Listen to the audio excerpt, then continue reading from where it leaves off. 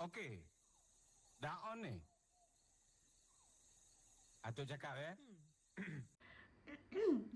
Halo semuanya, hari ini saya akan mempresentasikan tentang UAS saya yang saya beri judul ini Cetak Biru ASEAN Political Security Community dan ASEAN Outlook Indo-Pasifik dalam menangani krisis di Myanmar. Semoga bisa dimengerti dan semoga nilainya bagus. Oke, baik, kita akan mulai dari ASEAN Political Security Community Blueprint atau Cetak Biru Politik dan Keamanan ASEAN. Apa sih tujuannya? Tujuannya adalah menciptakan ASEAN yang damai, stabil, dan inklusif melalui kerjasama politik dan keamanan. Kemudian bagaimana cara mencapainya? Dengan melakukan penyelesaian konflik secara damai, penguatan norma hukum, dan juga kolaborasi lintas negara melalui mekanisme seperti ADMM Plus dan juga ASEAN Regional Forum. Nah, mengapa APSC penting bagi kawasan? Karena ASEAN perlu menunjukkan perannya dalam menangani isu keamanan dan politik ini untuk menjaga kredibilitasnya sebagai organisasi regional. Kemudian kita masuk ke dalam ASEAN Outlook Indo-Pasifik. Nah, di sini ASEAN dinilai sebagai kawasan yang terbuka dan inklusif, kerjasamanya berlandaskan prinsip ASEAN, kemudian penguatan sentralitas ASEAN, dan kerjasama dengan mitra eksternal.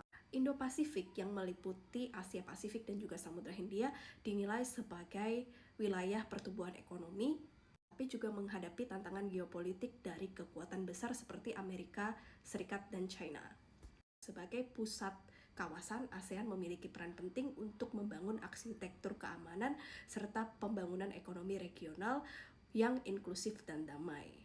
Kemudian ada juga tujuannya ASEAN Outlook ini, yaitu mendukung perdamaian dan stabilitas, memperkuat mekanisme ASEAN, kemudian mempromosikan ekonomi dan SDGs. Jadi terlihat jelas bahwa sebenarnya tujuannya itu tidak untuk membuat mekanisme baru, tetapi memberi kesempatan serta memperkuat proses komunitas ASEAN yang sudah ada. Kemudian masuk ke dalam topik yang saya pilih, yaitu dalam pilar APSC ini, yaitu resolusi konflik dengan cara damai. Ini tertuang dalam Cetak Biru APSC di poin B4, yaitu fokus dengan resolusi konflik dengan cara damai dalam hubungannya dengan penghormatan piagam ASEAN dan hukum internasional, termasuk menghindari ancaman atau penggunaan kekuatan. Intinya adalah banyak kerjasama yang dilakukan oleh ASEAN dengan secara regional untuk menciptakan perdamaian dan juga mendorong kerjasama lintas masyarakat untuk memperkuat nilai-nilai perdamaian tersebut. Nah, termasuk partisipasi masyarakat sipil, kemudian kerjasama militer, dan juga partisipasi negara anggota ASEAN dalam misi perdamaian dan rehabilitasi pasca konflik dengan platform regional dan internasional. Nah, kemudian saya akan membuat analisis dengan mengangkat satu studi kasus dari krisis Myanmar, yaitu saya akan mencoba melihat masalah krisis Myanmar di ASEAN dengan mempertimbangkan konteks penanganan dari sudut pandang Indo-Pasifik. Jadi saya akan membagi menjadi 3 juga, yaitu implikasi krisis terhadap ASEAN, kemudian peran dari Cetak Biru APSC dalam resolusi krisis Myanmar, kemudian penanganan krisis Myanmar dengan aspek ASEAN Outlook on Indo-Pasifik. Berikut adalah implikasi krisis Myanmar terhadap kawasan ASEAN. Tentu saja yang pertama mengancam nilai demokrasi dan hak asasi manusia di kawasan, kemudian kredibilitas ASEAN juga dipertaruhkan dalam menangani isu ini, kemudian mengancam stabilitas dengan peningkatan pengungsi akibat dari konflik ini.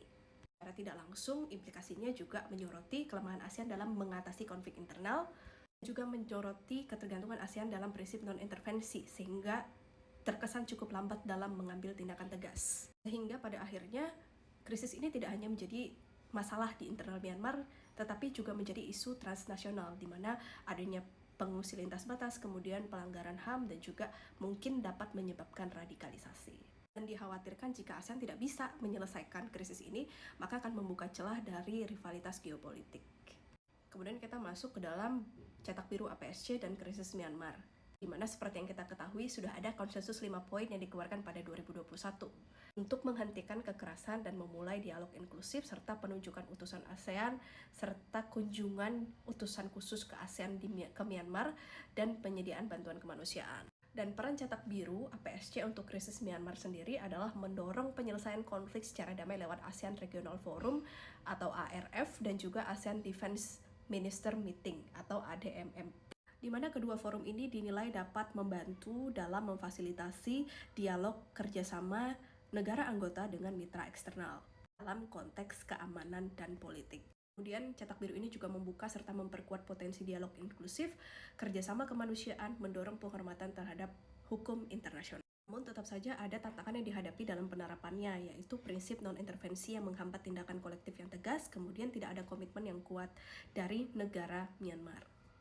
Tidak memiliki sanksi yang tegas untuk memastikan bahwa junta militer Myanmar itu mematuhi konsensus yang sudah disepakati. Lalu bagaimana penanganan krisis Myanmar dalam aspek ASEAN Outlook on Indo-Pacific? Dalam dokumen ASEAN Indo-Pacific Outlook, dokumen yang menjadi acuan ASEAN dalam menegaskan perannya sebagai aktor utama dalam menjaga kawasan dari benturan kekuatan-kekuatan besar dunia. Dalam menangani kasus Myanmar, ada peran penting yang menekankan prinsip-prinsip seperti penguatan sentralitas ASEAN. Penguatan sentralitas ini seperti mengambil keputusan yang cepat dan efektif dalam menangani krisis.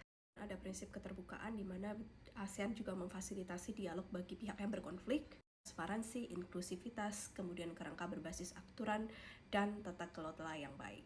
Berikut adalah peran ASEAN dalam menangani krisis Myanmar dalam konteks ASEAN Outlook on Indo-Pacific. Adanya persetujuan konsensus 5 poin atau 5-point konsensus di mana ASEAN mencoba menyelesaikan krisis dengan cara konstruktif melalui persetujuan ini. Di mana 5 poin konsensus ini mencakup penghentian kekerasan, dialog pihak yang berkonflik, kemudian penyaluran bantuan kemanusiaan, dan juga pengawasan dari ASEAN. Adanya pertemuan dan perundingan yang termasuk dalam dialog konstruktif, di mana ASEAN mengadakan pertemuan untuk mencari solusi baru dan memperkuat upaya penanganan krisis. Kemudian ada juga pendekatan hati-hati dan terkoordinasi.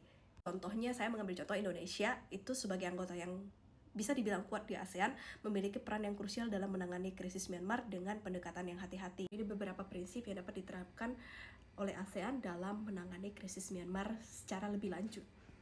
Nah, lebih memilih dialog yang menghindari konfrontasi. Dalam pandangan ini, tentu mendorong penyelesaian konflik melalui dialog dan juga mekanisme berbasis hukum. Kemudian ada inklusivitas yang menekankan keterlibatan semua pihak dalam mencari solusi. Kemudian ada aturan berbasis hukum, yaitu mendukung penghormatan terhadap hukum internasional termasuk HAM.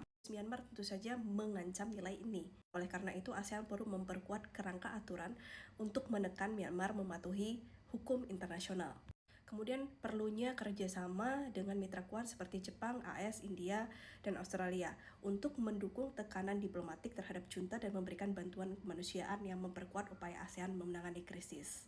Negara-negara ini dianggap dapat memberikan tekanan diplomatik, juga mendukung bantuan kemanusiaan, serta mempromosikan resolusi damai. Namun, ASEAN tetap harus berhati-hati, supaya kerjasama ini tidak mengurangi sentralitas ASEAN, dan memunculkan persepsi bahwa ASEAN menjadi alat geopolitik kekuatan besar seperti Amerika Serikat.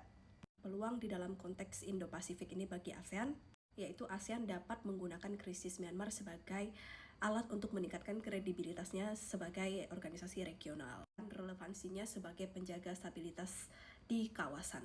Dan dengan melibatkan mitra eksternal, ASEAN dapat memperkuat mekanisme ASEAN Outlook on Indo-Pacific dan meningkatkan koordinasi dalam isu lintas batas seperti pengungsi dan pelanggaran HAM. Tetap saja ada tantangan yang dihadapi.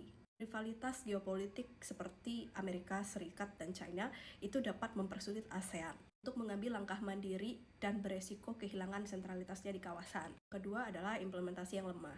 Nah, ini mungkin karena tidak adanya pengawasan yang rutin dan juga sanksi yang tegas. Ini kesimpulan dan signifikansinya. Setelah membahas tentang APSC dan juga ASEAN Outlook on Indo-Pacific, maka terlihat bahwa ada sinergi antara APSC dan ASEAN Outlook on Indo-Pacific untuk memperkuat peran ASEAN dan menjaga stabilitas Indo-Pasifik.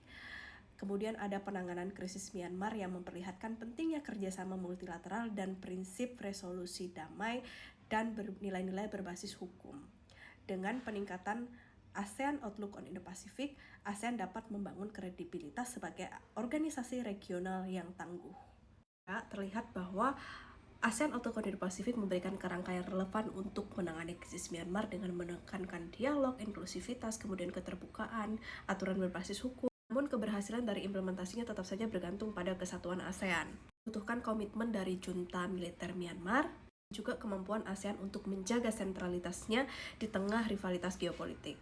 Jika diterapkan secara efektif, maka ASEAN Outlook on Indo-Pacific ini dapat menjadi salah satu cara untuk memperkuat peran ASEAN di kawasan Indo-Pasifik, sekaligus dalam memperkuat perannya menangani krisis Myanmar. Berikut adalah sumber yang saya gunakan, sumber utama, yaitu dokumen ASEAN Outlook on Indo-Pasifik dan juga cetak biru ASEAN Politik dan Keamanan.